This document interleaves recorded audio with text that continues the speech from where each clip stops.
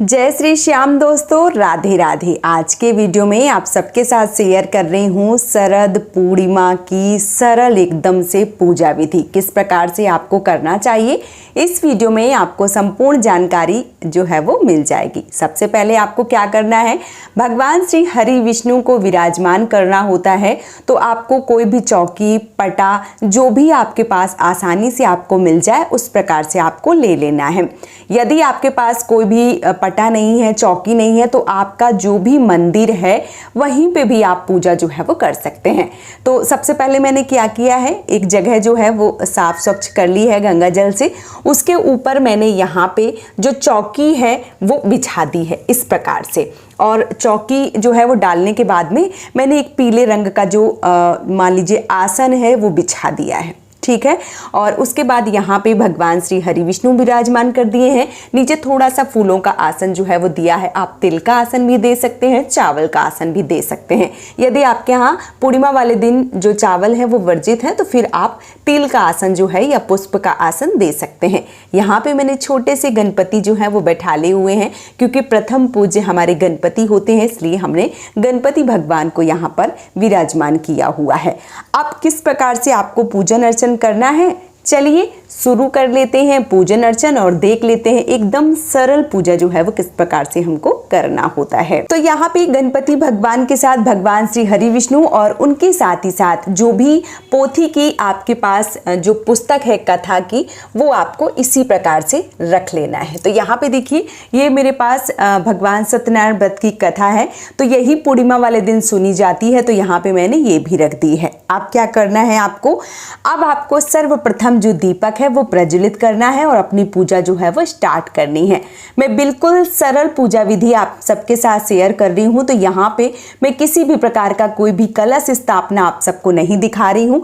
यदि आप कलश स्थापना करके पूजा करना चाहते हैं तो आप कलश स्थापना कर सकते हैं, क्योंकि कई बार सरल तरीके से पूजा जो है वो बहनें मांगती हैं। तो मैं यहाँ पे एकदम से सरल विधि जो है वो आप सबके साथ शेयर कर रही हूँ।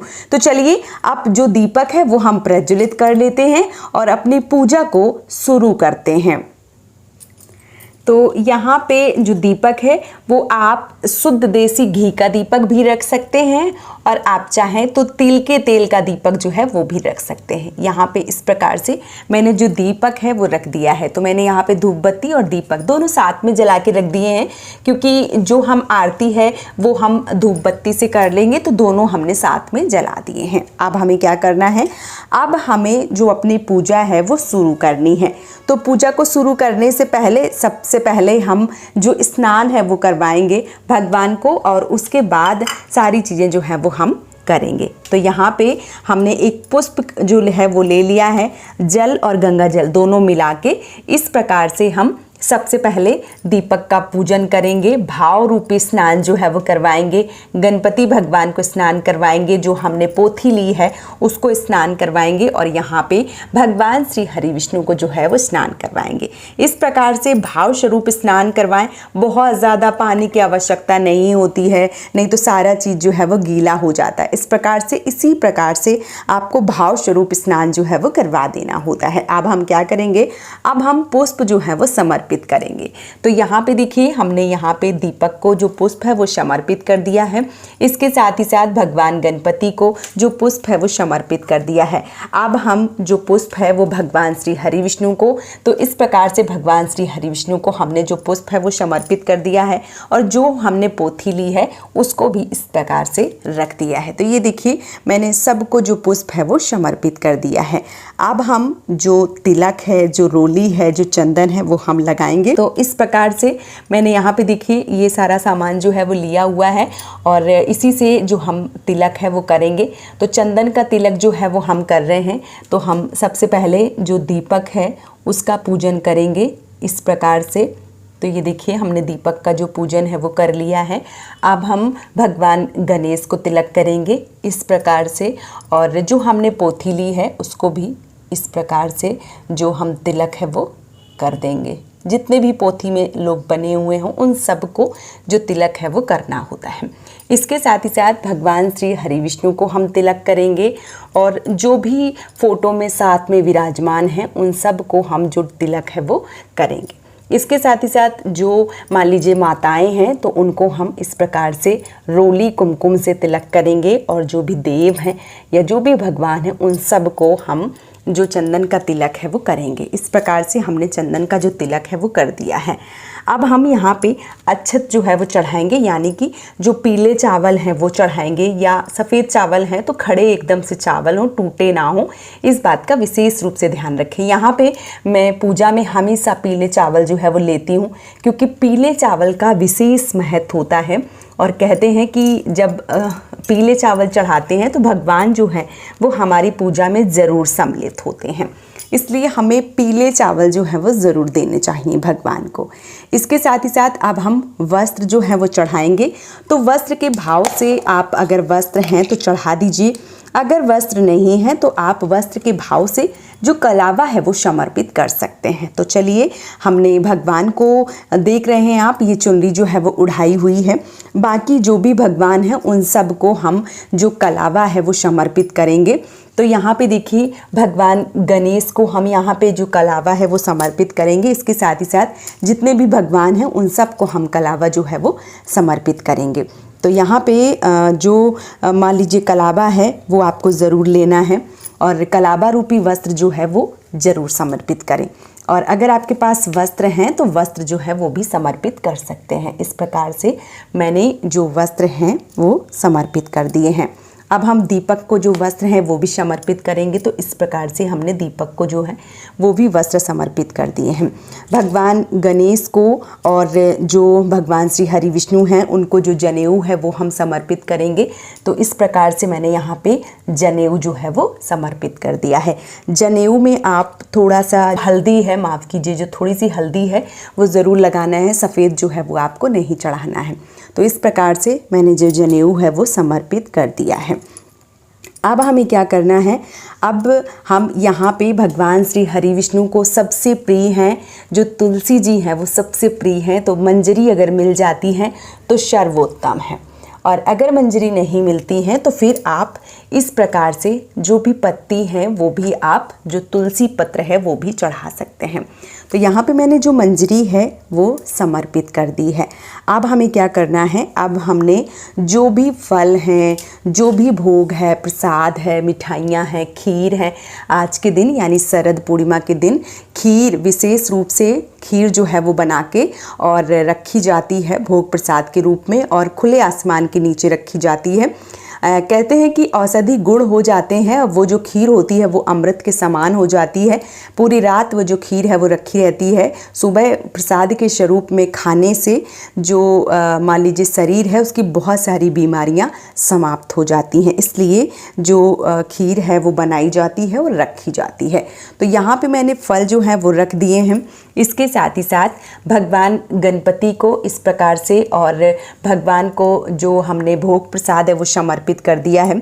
अब देखिए, भगवान गणपति के भोग में तुलसी दल जो है वो नहीं डाला जाएगा, लेकिन जो हमारे भगवान श्री हरि विष्णु हैं उनके जल में और उनके भोग में जो तुलसी है वो ज़रूर डाली जाती हैं। तो यहाँ पे इस प्रकार से गणपति भगवान को, और यहाँ पे हमने जो भोग है वो रख दिया है, और इस भोग में जो तुलसी है वो ज़रूर डलेंगी। और जो मैंने ये पंचमेवा रखा है, इसके साथ ही साथ बतासे रखे हैं, उस पर मैंने जो तुलसी दल है वो नहीं डाला है। तो यहाँ पे मैंने जो तुलसी दल है वो डाल दिया है। ये खीर है, और ये खीर जो है वो आप देख रहे हैं, ये मैंने चांदी की कटोरी में रखी है, क्योंकि जो चांदी होती है वो बहुत ठंडी होती है, और कहते हैं कि चंद्रमा जो हैं उनको सफ़ेद चीज़ें, सफ़ेद धातु बहुत ज़्यादा प्रिय होती हैं। भगवान श्री हरि विष्णु को भी चांदी के जो बर्तन होते हैं वो अति प्रिय होते हैं। यदि आपके पास हैं, देखिए गृहस्थ जीवन में हैं, और यदि आपके पास चीज़ें हैं तो आप ले लीजिए। यदि आपके पास नहीं है तो बहुत ज़्यादा परेशान नहीं होना है। इसकी जगह पे आप कोई भी जैसे मान लीजिए कि पीतल की कटोरी या तांबे की कटोरी या नॉर्मल जो भी आपके घर में प्रसाद वाली कटोरी है वो भी आप ले सकते हैं। मेरे पास है तो मैंने दिखा दिया, नहीं होती तो लाती थोड़ी ना, है ना। और यहाँ पे देखिए ये चांदी का ग्लास है, तो यहाँ पे मैंने चांदी का जो ग्लास है वो रखा हुआ है, और इस पे भी जो तुलसी दल है वो हम डाल देते हैं इस प्रकार से। ठीक है।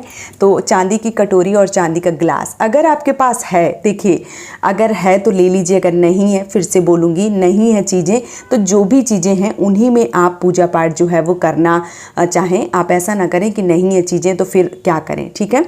तो इस प्रकार से मेरे पास था तो मैंने दिखा दिया आपको, और जो है वो सारी चीज़ें जो हैं वो आप सबके साथ शेयर कर दी। अब जो दक्षिणा होती है वो आपको ज़रूर चढ़ानी होती है, क्योंकि दक्षिणा जो है वो हमारी पूजा में रही जो भी कमियां होती हैं उनको पूरा करती हैं, इसलिए हमें दक्षिणा जो है वो ज़रूर जो है वो रखनी होती है।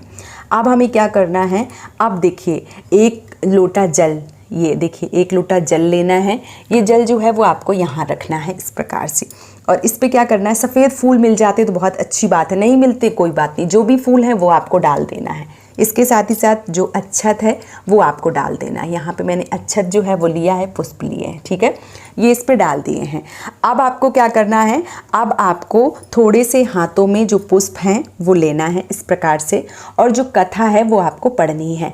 कथा जो है वो आप ज़रूर पढ़ें, और कथा अगर आप नहीं पढ़ पा रहे हैं तो अभी सोशल मीडिया के ज़माने में आप सुन भी सकते हैं।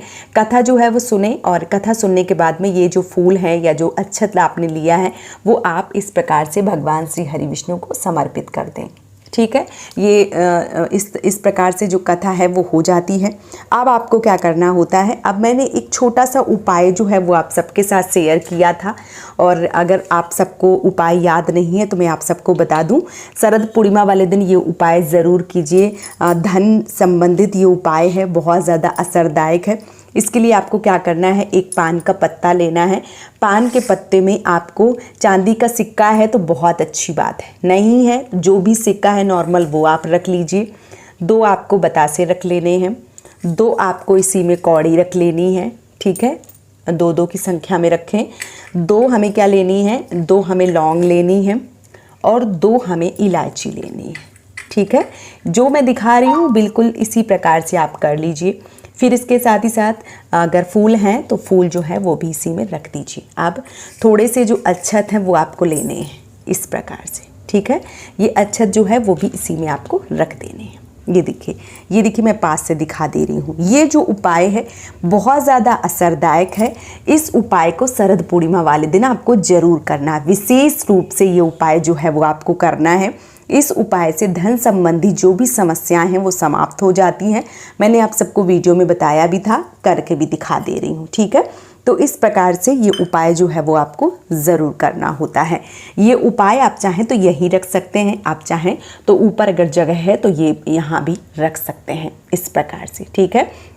और ये उपाय जो है वो आपको ज़रूर करना है, इससे आपकी जो भी धन संबंधी समस्याएं हैं वो समाप्त हो जाती हैं। आप ज़रूर ये उपाय जो है वो करके देखिए।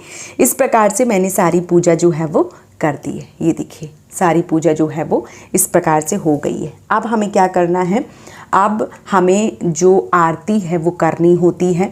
तो जो आरती है, आरती के लिए आप चाहें तो ये वाला दीपक जो है वो उठा लीजिए, और अगर नहीं उठाना चाहते हैं तो मैंने अलग से ये देखिए धूप बत्ती जो है वो भी रखी थी, और इसी से हम आरती करेंगे। आप चाहें तो अलग से भी दीपक जो है वो जला के और आरती जो है वो कर सकते हैं इस प्रकार से। ये देखिए इस प्रकार से जो आपको आरती है वो ज़रूर करनी होती है। और ये देखिए मैंने जो दीपक रखा है उस पे आप सब देख पा रहे होंगे कि इसमें ये देखिए फूल जो है वो कितने अच्छे से बना हुआ है। तो ये जो पूजा होती है ये भाव की पूजा होती है, और भगवान को भाव ही चाहिए होते हैं। तो भाव से जो पूजा है वो आप ज़रूर कीजिए। जो भी सामान है कम से कम, ज़्यादा से ज़्यादा जो भी सामान है उससे पूजा जो है वो आपको ज़रूर करनी होती है। इसके साथ ही साथ ये जो मैंने जल लिया हुआ है, ये जल जो है वो चंद्रदेव को अर्घ दिया जाता है, और चंद्रदेव की पूजा होती है, चंद्रदेव को अर्घ दिया जाता है, फूल और अच्छत जो है वो चढ़ाया जाता है। और जो मान लीजिए कि उनको टीका चंदन है जो भी है भाव स्वरूप समर्पित करना होता है।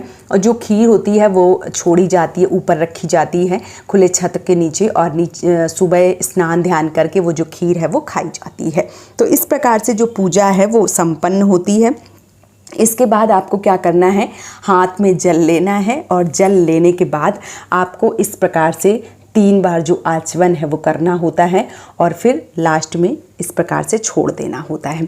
तो ये जो पूजा है वो एकदम सरल पूजा विधि है। इस प्रकार से मैंने पूजा जो है वो आप सबको करके दिखा दी है। उम्मीद करती हूँ कि ये वीडियो आप सबको पसंद आया होगा। यदि वीडियो पसंद आया है तो आप इस चैनल से जुड़ जाइए, चैनल को सब्सक्राइब कर लीजिए और वीडियो को लाइक कर दीजिए। कमेंट बॉक्स में जय श्री हरि विष्णु ज़रूर लिखिए और वीडियो पसंद आए तो चैनल को सब्सक्राइब जरूर कीजिए। आज का ये वीडियो मैं यहीं पे समाप्त करूँगी। बहुत जल्दी मिलूँगी एक और नए वीडियो के साथ में। तब तक के लिए जय श्री श्याम दोस्तों। राधे राधे।